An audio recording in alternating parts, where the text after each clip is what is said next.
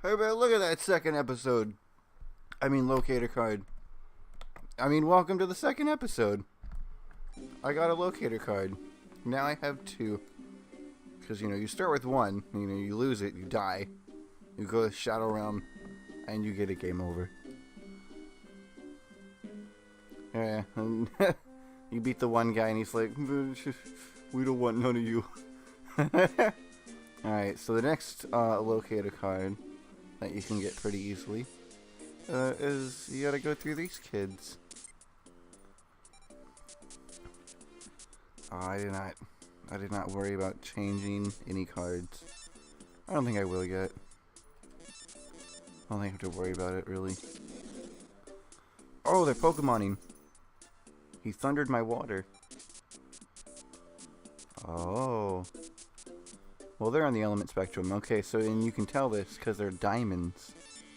Like if you zoom in, it doesn't do anything. It just says wind. Who cares? But like on the icon, they're little diamonds.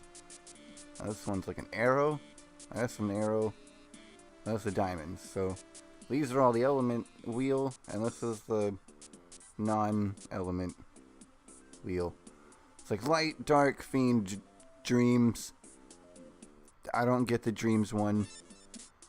But the point to take away here is that neither of these two things are an elemental trump kind of threat. He did his thing. I forget what the E means. I want to say expired or extended or something. I don't know. But it essentially means you can't do anything else with that card. It's kind of funny because you can be like, oh, I use its effect, which means then you can't attack. Or if you attack, then you lost its chance to use an effect. It's probably going to attack it. Yeah. Getting a tribute to stay on the field might be a little difficult right now. Especially, I'm getting stuff like this. I need to really go through, but I'm going to worry about that in a minute. Earth. Yeah, I think I can run this over, right? Isn't that how this works? Yeah! Pokemon rules! Alright. Oh, good, he's defensive, so I can just, like, tribute this. And get a 1300 attacker out. And do good damage. Not, like, amazing, but, better than little 500 attackers. See, she has an effect. But I don't think I have... Yeah, he counted. Oh, let's see, what does it say technically? Power up dark type monsters. Which is funny because it's supposed to be a summon, but whatever. Because actually it's spellcaster type, but, he's a spellcaster type. He's a machine type. But this thing, power up dark type, is talking about its summon. It's just confusing, seemingly inconsistent, and conflicting stuff like that, right? Like that's the quote unquote fake Yu-Gi-Oh experience you get with this game. Like the extra tacked on rules that just don't actually happen. Or like this, right? Here's a ritual spell card, otherwise known as just a ritual card. Right? You play it on the field. Now it says 2. So what it says here is you need a Mask of Darkness on the field. So I don't have one, but let's just say I'm gonna pretend she's Mask of Darkness. This thing is going to require I tribute 2 monsters first, any 2 monsters except Mask of Darkness. And then also Mask of Darkness goes. For like, you go -3 for a 2000 attack monster that at best can't get rock, paper, scissored over. Ugh. And then I put her out. That was kind of bad. So you just want to put her in defense. Who cares? I think I'm going to win anyways. No, not yet.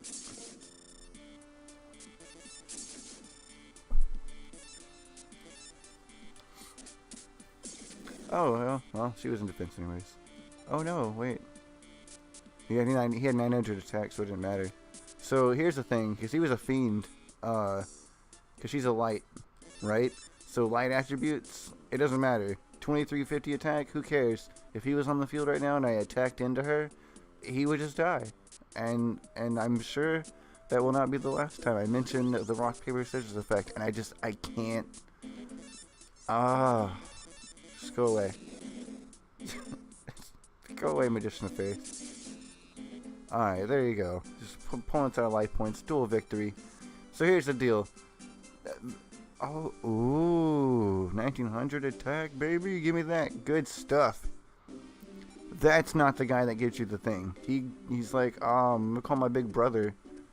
And the next carnival folk come out. And he's like, alright, I'm gonna use the psychic deck. But really it just means I use a bunch of machine monsters.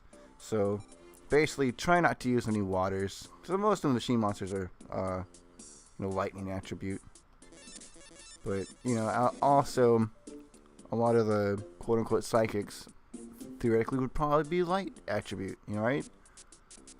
Psychic type monsters that actually exist in Yu-Gi-Oh! I'm pretty sure 9 times out of 10 are light attribute monsters. Oh, I can't do anything anyways. I'm just gonna fucking stare at a screen. Alright, so let me see here. So far just thunders, and that's fine. My only water is not very good anyways. So I would not want to use him in the first place. Oh, the Karibo! Discount Karibo! Wretched Ghost of the Attic. Oh my god. And I don't even think this card actually exists. Like, I'm pretty sure he's a game-only card. But I love him. He's so cute. Ooh. I forested his wind. I'm pretty sure, yeah, even in Pokemon, flying types super effective against grass types, so like even in this game it doesn't make sense. He would gain an attack. Yeah, why not? And I think he's gonna mow over her anyways. Yeah, which is funny because like if he was a fiend and she attacked him or he attacked her, he's just destroyed by default, and neither player takes damage. And you would think, okay, well maybe that makes the same going, the opposite direction if you have higher attack. And it's just like, oh, you have a fire, 3000 attack monster, attack a water, or no, a forest, 0 attack, right? You'd be like, oh, the forest just dies because elemental. And it does. But you also take the difference as battle damage. And I think it's kind of weird. It really seems like if they're dying by proxy of element, even if it has higher attack, it would just get destroyed. And that doesn't seem to be the case. Which is fine if you're on the, dealing end. And then it works out fine. Who cares? You still do damage. Oh, man. Penguin Soldier, flip effect. Send 2 monsters on the field back to the hand. Of course, in this game, those effects don't exist. Those kinds of effects. So, he's just a normal, do-nothing, decent-ish attack monster. Oh. That's right. The whole thunder thing. Don't use waters. Oh, shit. That's right. That was a thing to not do. I did it. But it's okay, because I won. So now, yeah, 100, who cares?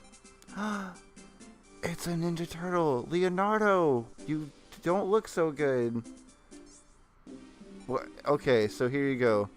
Here's Esparoba, Psychic Guy. We've done Graveyard, Bones Man, Mr. Zombie Guy. Here's an ante. Okay. So, if you beat this guy, you get Genzo. I think he actually uses it. But this deck isn't very trap heavy, so it's not that big of a deal. And so far, he seems awful. It's only 1 monster. But so far, he seems to have the same kind of setup. Ooh, let me see. If it's electric, I can just run over it. Oh. Oh. No. Okay. I thought if I attacked, let me just put that down. I thought if I attacked, he was gonna die. Like he was gonna fake me out. So Hane, obviously would have higher attack than one of these 2 guys. attacked, but that trap card activated. And again, because its condition was met, it triggered and activated mandatorily. And I'm pretty sure, like, if you go down and set like 2 or 3 traps right on the board, I think it just does it. I want to say from right to left, whichever one's condition is met first. And essentially, if all 3 of them have similar conditions, then again they trigger from right to left. And I want to say I think that's how it works from past experience. I guess we'll find out now, or as we play. But yeah, it definitely takes off some of the like strategic edge, right? Because you can't be like, oh, maybe I shouldn't waste my trap card on this. If I waste it on this, then there'll be a bigger play after that, and I'll get janked. That's a PGF word, baby girl. Wait, it's my turn again because this computer is bad. You know, you can't. There's not that kind of strategy. I don't know, but it's okay. It's like a weird, watered down, casual as all hell version of Yu-Gi-Oh! And it works for it, I think. And honestly, okay, I'm gonna say the one thing that I genuinely find annoying because it's different. It's different from Yu-Gi-Oh! Right? If you have a Flame Swordsman, 1800 attack, you attack into a Penguin Soldier that's at attack position. You're gonna destroy it by battle, and you're gonna deal about 1050 indifference to damage. Okay, it doesn't care that it's a water. This isn't Pokemon, right? But this game, that cares. You do that. That Flame Swordsman is dead. You let that happen. You're a monster. Well, it's also kind of a good thing, because if you find yourself up against a wall of some horrible, god-awful threat of a high attack of having a monster, you're like, oh, I could just mow over it with my water type. Like, who cares? And it's not as bad. You get outs, right? It's when you get into the divine stuff. Any divine attribute can't get rock, paper, scissored over, but the non-Egyptian god card divine attributes or summons, yeah, those are still affected by spell and trap cards. Only the god cards have the immunity, and it's only in this game. In any other game where you can use the god cards, they're cards. You're like, yeah, like I think like Slifer has a protection, I think. Maybe Obelisk does, I don't know. One of them has protection. One of them was smart, right? He got the Trojan deal. But like the other two, they're not that good. And they're still affected, right? You attack into it, or like a mirror force, it's gone. They're just terrible. They really are. But in this game, this watered down, very casual-esque approach at Yu-Gi-Oh!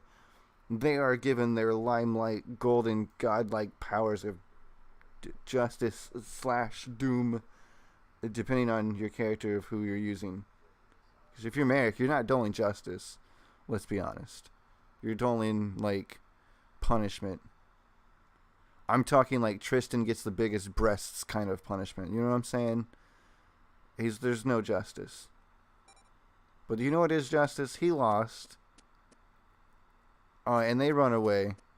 But in the frenzy, I know that was them casually walking. I promise you, that was a frenzy. They were running away. They are emotionally broken. I broke them. They ran. And the locator card was dropped on the ground along with Jinzo.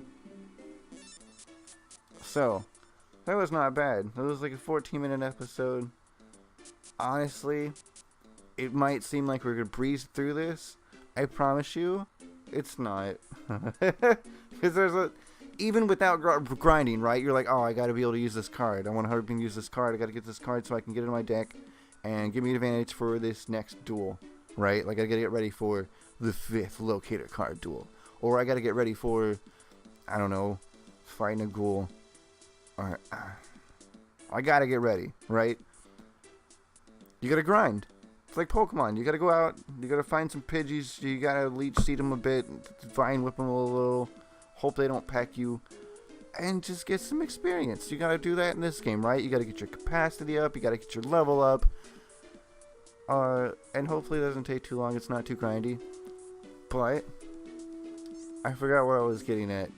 But we got 2 locator cards. Man, it's the exact moment in time I'm like, I really wish I was editing this. Cause like if I leave the screen on like this, I can talk for a bit and then splice in audio over and I can just fix it, and I can't do that because I'm not. I am! Second episode! Subscribe for fucking meltdowns. And hopefully, less swearing. Yay.